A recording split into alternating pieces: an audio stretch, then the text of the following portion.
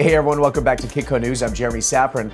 Now, every year Saxo Bank releases its highly anticipated outrageous predictions, and it's a bold list of events that, while improbable, could fundamentally shape up the global financial system if they came to pass. Now, these predictions are less about forecasting and more about sparking debate, challenging conventional thinking, and pushing the boundaries of what's possible.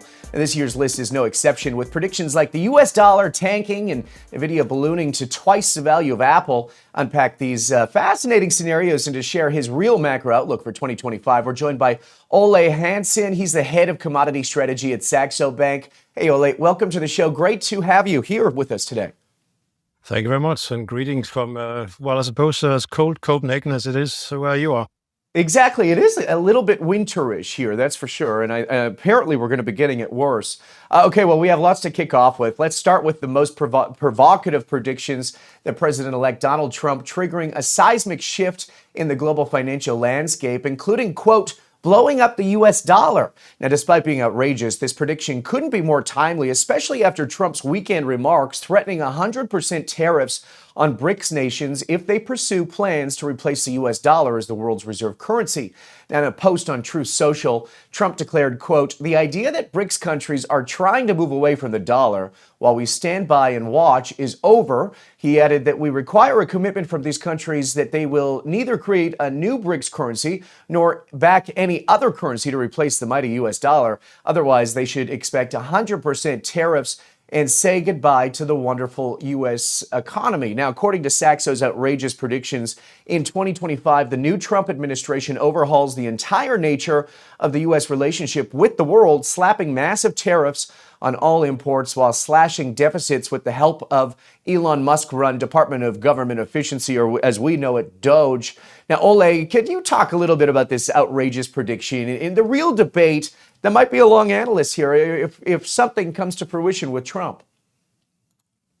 Yes, and it kind of boils down to the theme of the globalization coming to an end, and obviously when Trump come out with a tweet like that, it does obviously indicate that it has reached his attention as well that there are attempts being made to circumvent the dollar, and we just have to remind the viewers that our outrageous predictions are obviously predicts that we don't expect to happen, but what we kind of trying to provoke the thought, what if they did happen, then obviously it could have a quite profound impact on the particular markets, but also the world in general. And this one is basically playing with the thought that this trade war, which is we are seeing a polarized world with China on one side and the US on the other side, both scrambling for trading partners and trying to split the world among them.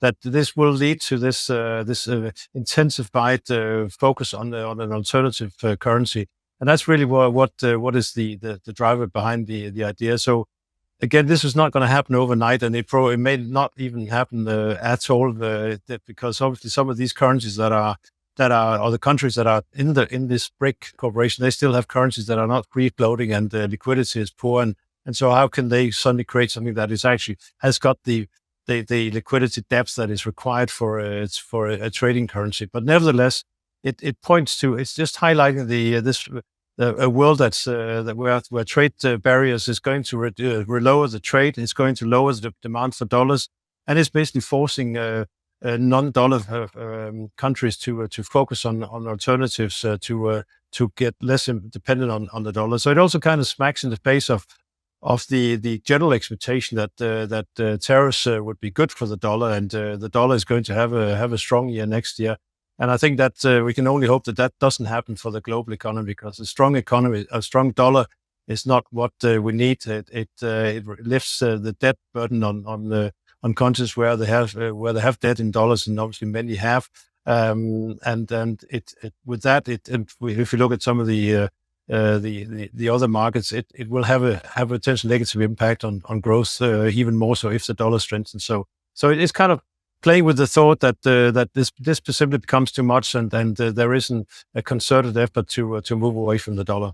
Yeah, I mean, it's been fascinating to watch. As we know, Trump's already threatened that 25% tariff on Canada, on Mexico. Where do you stand on, the impact of these tariffs here, Ole, if they do indeed come to fruition?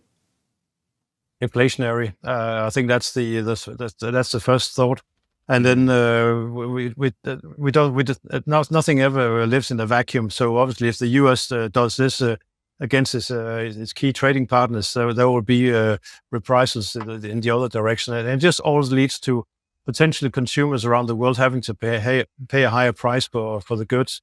That potentially could bring back inflation. And I think also if you look at some of what's the main weapon that China perhaps has against the U.S. That's the food commodities, and they have other venues today where they can buy their food from. So U.S. farmers will have to be subsidized to the tune of billions of dollars like they did last time.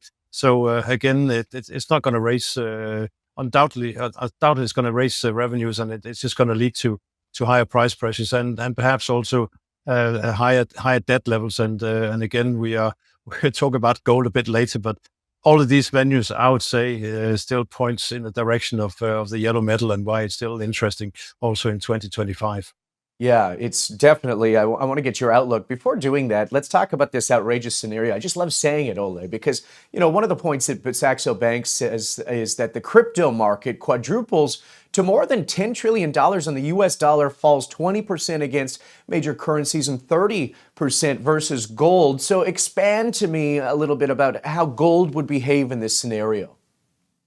Well, gold is, as we all know, is negatively correlated to the dollar. So if we do get a big drop in the dollar, and also a drop simply based on the fact that it's no longer viewed as a safe haven, as much as a safe haven as it has been, then obviously investors will look elsewhere for havens, and that's where the crypto and gold comes into the equation, and that basically means that if we see this big drop in the dollar, then there will be strong demand coming into both. And what categorizes both of these markets is a scarcity of supply, and that's really in essence what continues to drive prices higher for these two products.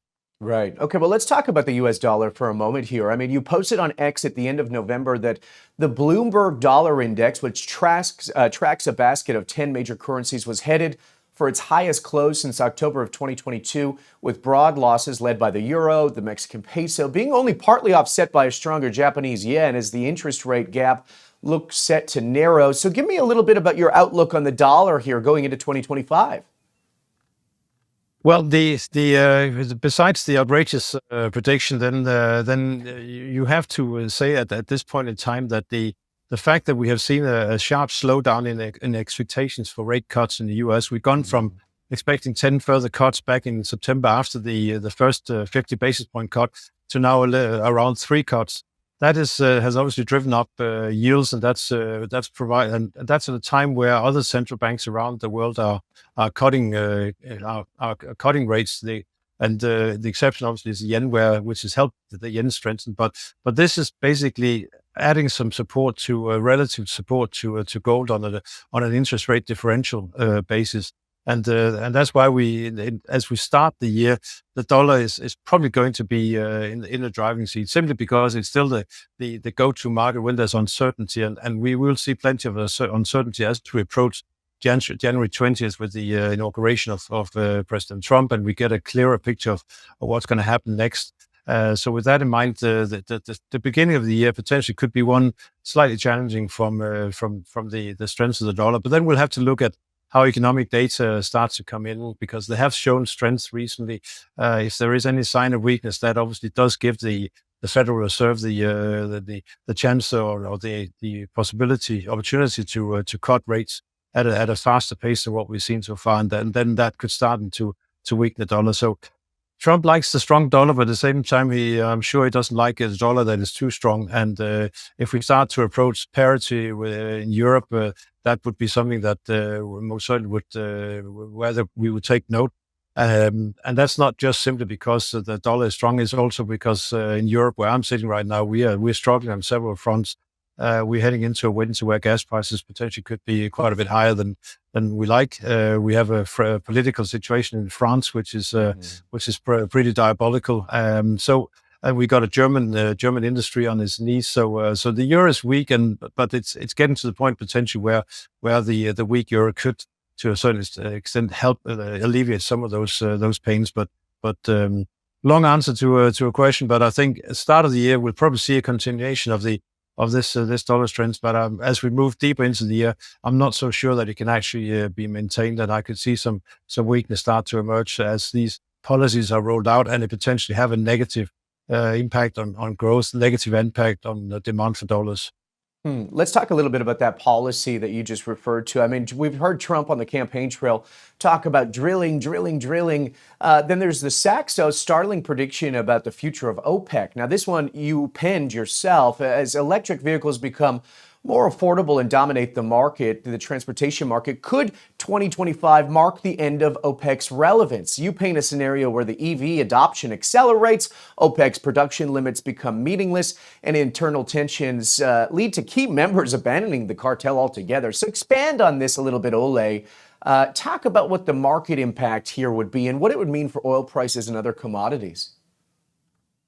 Well, the oil price, as we've seen now, has been you can almost say incredibly boring now for more than 2 years. We've been relatively range. Well, we have been range bound. We are ending the year near the low end of the range that has prevailed. The bounces that the rallies we're seeing during this period has primarily been driven by geopolitical flare-ups, worries about supply disruption. But generally, prices has been stable. And it's most certainly down to some of that can be we can be thankful to OPEC for maintaining that trying to achieve price stability through managing their production levels. But at the same time, we also seen the market being somewhat surprised by the strength in production growth from outside of the OPEC plus group of producers, happening in a year where Chinese demand for crude oil has not fallen off a cliff, but it has most certainly, demand growth has slowed, and imports are now down around 10% on a year-over-year basis. And it highlights, and that's what we basically talk about in the India race prediction, that it is the outlook of the uncertainty about when we do have a rollover in terms of demand for fuel towards gasoline and diesel. And we are seeing that rollout really accelerating in China right now.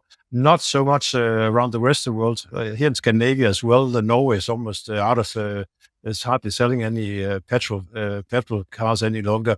But the big markets that really count, there's still a bit of a slow process to get to that point. But when we have China being the biggest driver of demand growth now for a number of years, sun is close to a few 100,000 barrels, then, and we still at the same time continue to have increased production from non-OPEC plus, then OPEC has a problem because they have a lot of spare capacity that they would ideally like to add back into the market. Because one thing is controlling prices when they go up by cutting production. That's relatively easy because your revenues is not going to take such a hit because higher prices will alleviate the lower production.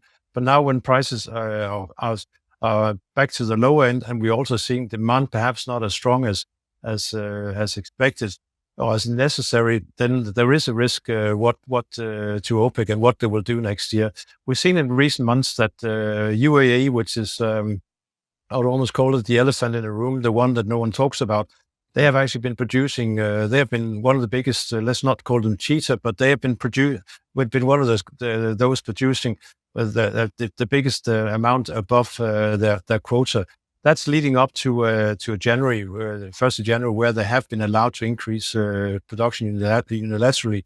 But generally, it is the problem with what OPEC does with all this spare capacity. If we are getting closer to a rollover where this EV rollout, the electrification of the world, continues to gather momentum, and we get a peak in general oil demand sooner than expected, which I think at this point is still maybe 10 years away. But what we're just toying with is whether that is going to happen a lot sooner, and what that will do to OPEC unity. And if the unity falls apart, then it's all for one. Then they have to basically look at their own revenues, and then the risk is obviously they will increase production and into a market that doesn't need them. That will initially trigger a much lower price, but then what will then happen is that the best cure for low price is a low price, because it perhaps not drives up demand, but at least it kills some production. And that killing of production, that will obviously happen in the US, where some of the shale production, even down here into the mid 60s, starts to become uneconomical. So the drill baby drill mantra from the Trump administration is really dependent on the price. It's not a U.S. production. It's not controlled by the government. It's individual companies, and if they see an opportunity to make a dime or make a dollar, then they will produce. If not, they won't. And that really, and if we get prices down to that level, that will automatically help take some of the stress out of the market. Yeah, well said. Those good old classic supply and demand. Maybe you got to start watching that show called Landman, Ole. It's pretty good. Okay, I want to talk to you a little bit about another standout prediction on the Saxo's list. It's the bold claim that Nvidia could become twice the size of Apple. I mean, while the magnitude of this call is staggering, the narrative itself is less far-fetched. According to Saxo, Nvidia's dominance would be driven by the insatisfiable demand, of course, for AI chips as Apple and other tech giants scramble to stay competitive in what's becoming this whole AI arms race. So how much did this rally on NVDA? Did that surprise you this year, Ole? Absolutely. But again, there hasn't really been that many alternatives when it comes to the production of these chips. And I think at this point in time, it isn't. I think probably it's an outrageous one, because there's also emerging signs that we are in some areas of this AI revolution start to reach some saturation points, where we're getting to the point where investors are starting to ask, well, where's the money? Where am I going to make a buck on the money I put into this project? So it's just simply like the 2000 .com boom, or the .com crash, that there's been a lot of money going into a sector where there will be winners and there will also be the losers. But as long as, and again, just to the going back to the gold, Nvidia, back in the old mining days, it was not necessarily the gold miner who made the money. He was the guy who provided the shovels.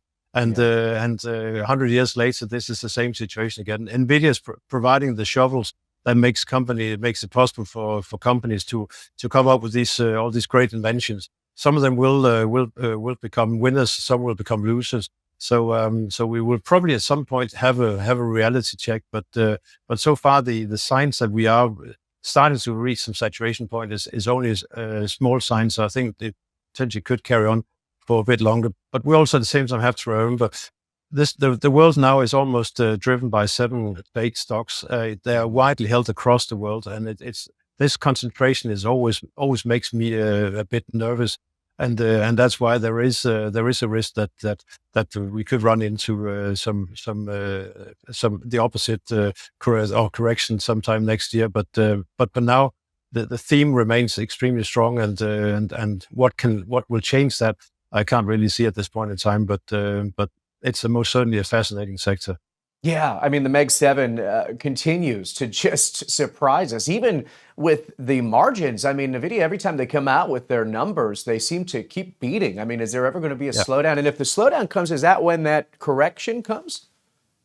That's when the correction comes, and perhaps also just the and that could potentially lead us over to one of the other outrageous predictions about the consumption of electricity, because AI was actually an interesting story for the copper market earlier this year.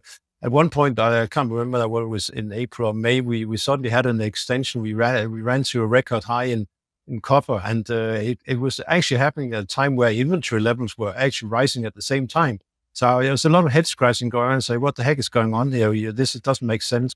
Prices should not go up when inventory levels are going up, but suddenly copper had become a bit of an AI investment, because AI investors who had missed out on the initial move on some of these stocks, including Nvidia, they start looking around. Well, hey, these data centers, this is going to require a lot of additional power, and the data centers, what do they need? What do they need? Well, they need a lot of cabling. They need a lot of copper. That's going to be a good story for copper, and suddenly copper took off. So the electrification, which is already on happening at quite a fast pace, is most certainly also coming to the U.S. It's fascinating to see that for almost a decade, the U.S. had not been projecting any increase in electricity consumption, and now suddenly we are looking for for some incremental increases continuous over the next decade, and a lot of that comes from AI.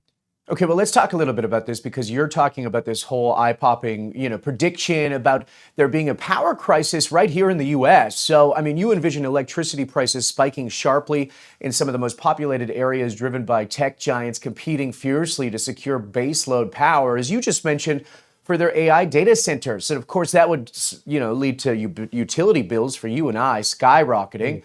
Ole, this raises the critical questions about this whole intersection of technology, energy, public policy, but it has a very interesting market outcome that you talk about. Can you explain that to the audience?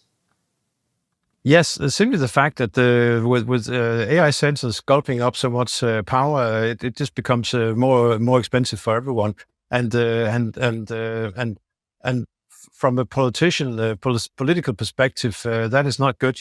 When your voters suddenly start to be upset about these higher energy bills, not because they're using more themselves, but because they are struggling to keep up with the demand from these data centers. And that's basically a rage prediction that a tax is slapped on the consumption of power from these companies in order to alleviate the pain on the consumer, a bit like the U.S. government handing out the dollars to the farmers next year when tariffs hits and they struggle to export their goods. So this is basically the story. But I obviously just have to say we're sitting here, as I said, I'm sitting in Copenhagen, where gas prices in Europe is trading around $14-15 a therm. In the US, I'm just looking on my screen, we are just above $3. Right. Energy in the US is dirt cheap, and maybe you don't. Obviously, there are regional differences. Not everyone is paying $3 a therm. I'm sure, depending on the grid and infrastructure, some places they're paying quite a bit higher price. But you are extremely fortunate with the low gas prices that you have, and it will lead to increased demand for gas in the coming years, because that is the transition energy, I would say, not so much coal. I would think in the US they'll most certainly be focused on gas because of its abundance and also its relative cheapness. And obviously for exporters of gas into a power-hungry European and Asian market, it's another win-win for US energy producers. So what happens in the U.S.? I mean, do we just have a massive boom in terms of infrastructure? We're going to see, a ton of money going towards those big deals. I mean, are we going to see more Teslas around? What are your thoughts if this happens? Because it sounds like it could be even more inflationary if that takes place. There is a risk of that obviously happening, and if energy prices generally starts to go up, especially gas, leading to higher power prices, that will have an impact. But what I think is most important is to get the infrastructures built up, and what is astonishing to someone sitting over here in Europe, where the whole Europe is interlinked with cables and wires. So if there's a power shortage in Holland, we can deliver from Germany, or if we need it here in Denmark, we can get it from Sweden. If Texas run out of power, then they basically shut down, because they're not linked to other states, that is just mind-blowing. Obviously, we have to consider the massive distances that these lines have to be drawn across in order to alleviate pressure from one state to the next. But it just highlights the need for individual states to have enough power production, and that's where we see increased production of power plants in the coming years. Probably a lot of these being gas. There's also focusing on the nuclear situation, but as we also highlight, that's not going to alleviate any pressure for at least another 5 to 6, 7, 8 years. These projects take very long to build out. Yeah, no, well said, especially those SMRs. They all take a little while to get online. Okay, well, this is obviously not the whole list that we just talked about. There were 8 outrageous predictions in total, including China unleashing $7 trillion of stimulus to reinflate its economy, and sterling erasing post-Brexit discount versus the euro. So let me ask you this. Which of these outrageous predictions do you think is the most probable to happen here? Well, I'm not obviously not certain about the size. I think that China can simply not afford not to do something. If they feel that they're getting pressurized by the U.S. By these tariffs, because the Chinese domestic economy, consumers are still bulking. They're trying to save as much as they can. They have been used to putting their savings into property. That is not working right now. The stock market is very volatile. That's why obviously gold towards the middle class was quite a big theme early this year. So they can let the currency weaken in order to alleviate some of the pressure from tariffs. If that's the case, then holding fixed asset investment would make sense even more so, and again focus on gold. But I think the Chinese economy or government simply cannot afford not to do something dramatically, and so far they have more been looking at just alleviating some of the debt pressures on local governments, but something that really gets the consumer back into the shops and get them to start spending and looking ahead again. That has not really happened just yet. So I think a Chinese bazooka could be the focus there. A Chinese bazooka, I like that one. Okay, well, we'll be keeping an eye. Obviously, every single time we see a little bit of stimulus in that market, it wants more.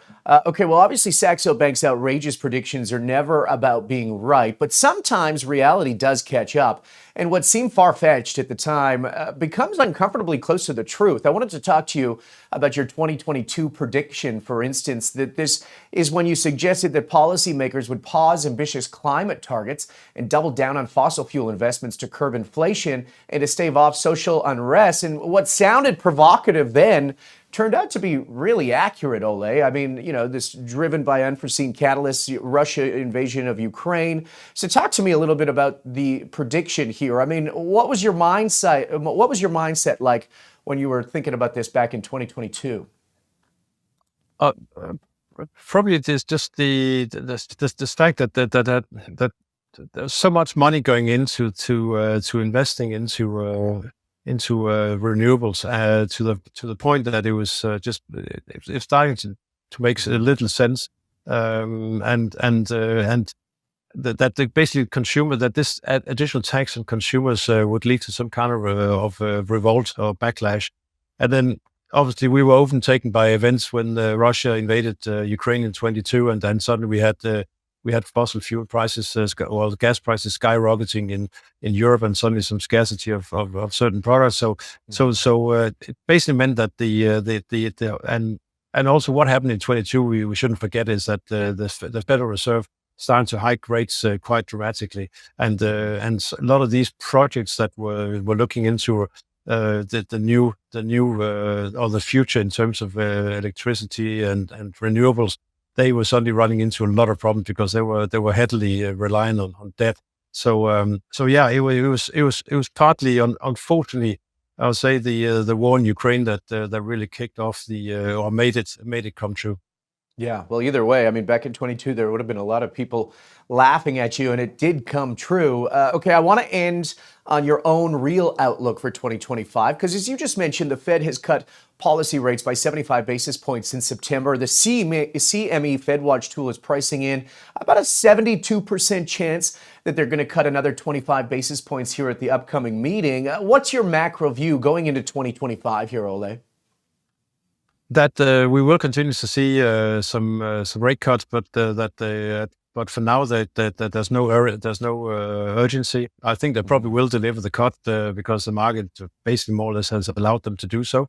Yields have also come down a bit in recent days. So some of the initial Trump scare that we saw back in November, where earlier, last month now, that the market worried about that increased debt load and so on from some of these quite radical policies, that has eased a bit, and that basically will allow the Fed to cut rates. But into next year, I think then they might take a pause. They might just want to see what the impact of some of the policies are, and whether they should be a little bit on guard, perhaps be a little bit worried about inflation bottoming out and picking back up again. So I think we're probably a little bit not concerned, but see that the global growth outlook with these expectations doesn't look that great for next year. Perhaps surprise could be China if they really get the bazooka going, and that could be good for a number of countries. But I think the policies as we know them right now, if they are introduced to their full, then we could see market getting somewhat worried about the increased debt burden that it comes with, because a lot of that is not funded, and that will raise some issues in the market. So yields from here, I could see the long end stay at these levels, perhaps higher. The short end come down as we see rates back getting cut a few more times. But again, by December next year, we're only looking at 3 cuts. So I think that's probably fair. And if we should see the economy start to slow down even further, then suddenly that expectation could be picking up again, and that could be quite positive for some of the commodities. Yeah, interesting, especially as we continue to see those data revisions too. Okay, well, one of those commodities you and I have been talking about, well, I would say we've been teasing it, but that's gold. I mean, obviously, it's the big winner of 2024. It's hit multiple new record highs this year. I mean, spot gold is currently trading above $26.50 an ounce, up more than 28% year to date. So, Ole, how do you see gold trading for the last month of the year here? I mean, can gold manage an 8th consecutive Santa rally this December? That's the big question, because it is obviously quite amazing that we now for the 7 years in a row have had a positive December. Last year we just scraped through. I think we rose something like 1.3%. So it was a touch and go, but nevertheless, so there will be some focus on that. I think why not? Because again, ultimately we've had a correction in gold, which was long overdue. We've seen some of the speculative froth come out of the market. But at the same time, we've also seen the market actually being quite resilient. The correction from a technical perspective has not been that deep.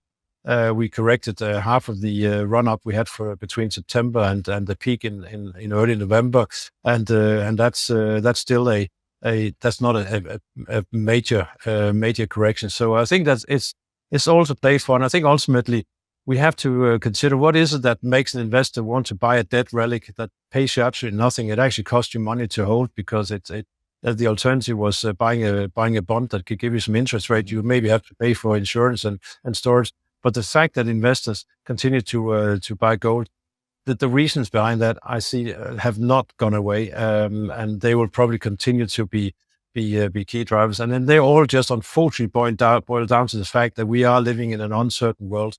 And these uncertainties, they add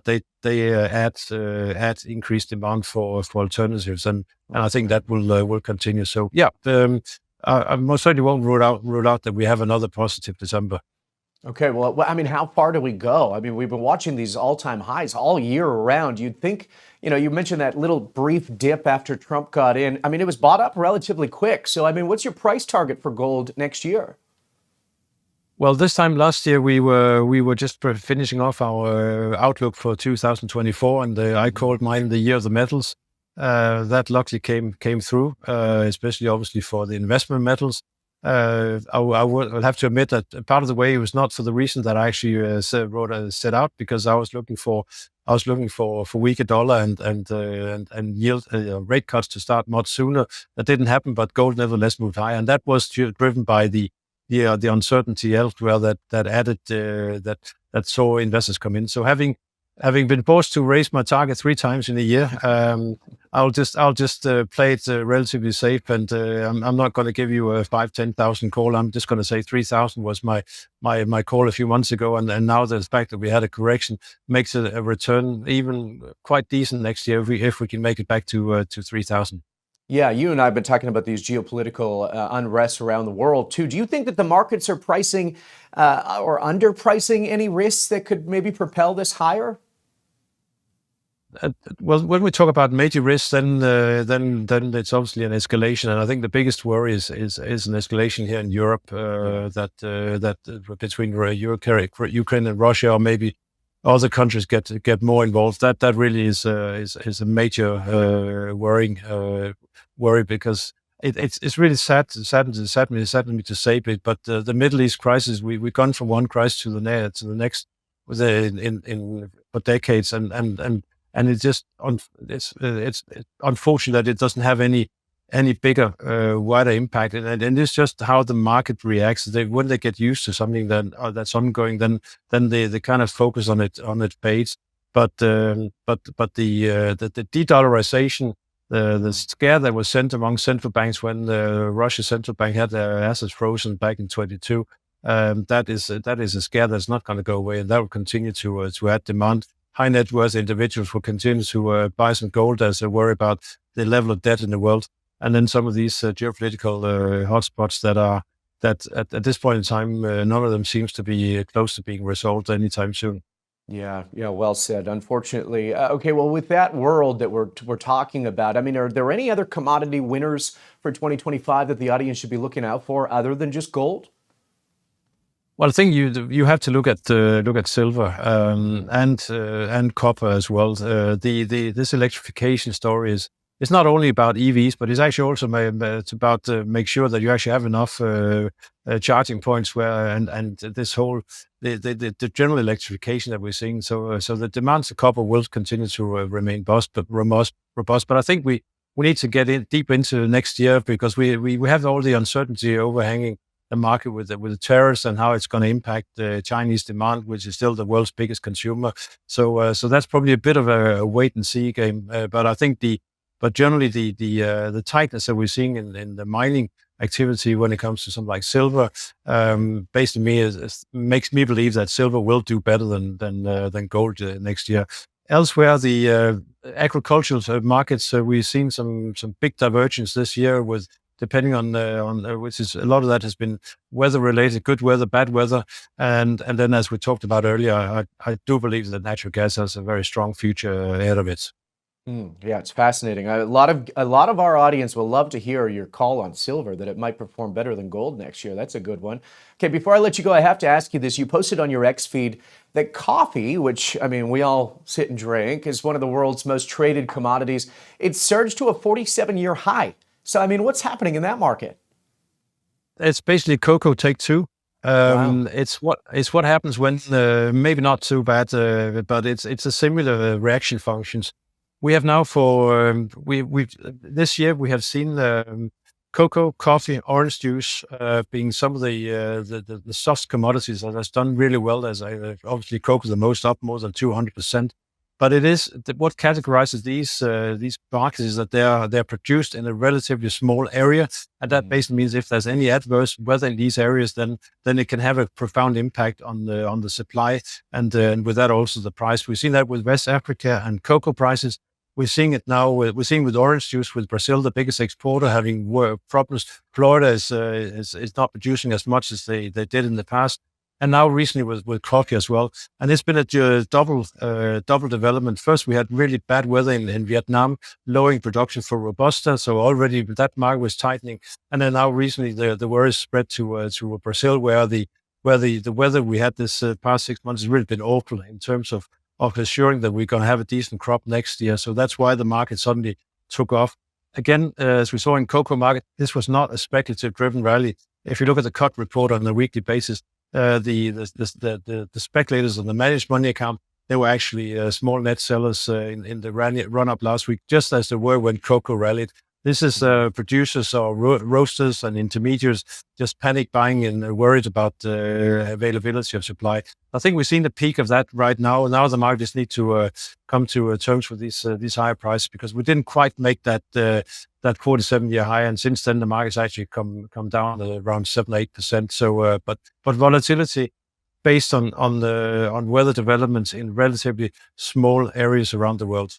Yeah, fascinating. I mean, it almost feels like the cost of every cup keeps going up for people like you and I. Not to mention this whole coffee rush situation in Guatemala. Okay, Ole Hansen is the head of commodities over at Saxo Bank. Thank you so much for joining us from Europe today. Ole, really appreciate it. We'll have you on next year, and as I said, in 2022, and you never know what might come true in these big lists. Exactly. My pleasure, Jeremy. Thank you very much. Thanks, Ole. Appreciate your time. I'm Jeremy Sappin for all of us here at Kitco News. Thank you for watching. We're going to have great content coming up all week long, so hit the subscribe button, and we'll see you next time.